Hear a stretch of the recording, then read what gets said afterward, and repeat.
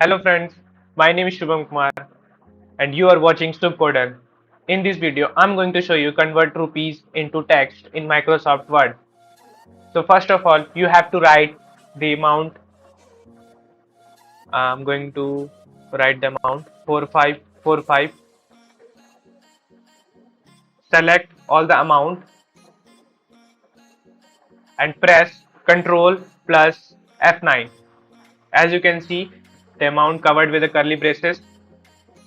Then add equal to at the first of the number, and at the end you have to write backslash asterisk and write card text,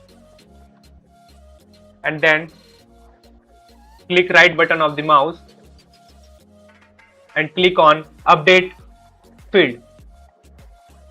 As you can see, the rupees converted into words 4545. If you want to keep getting similar information, then subscribe our channel. Thanks for watching.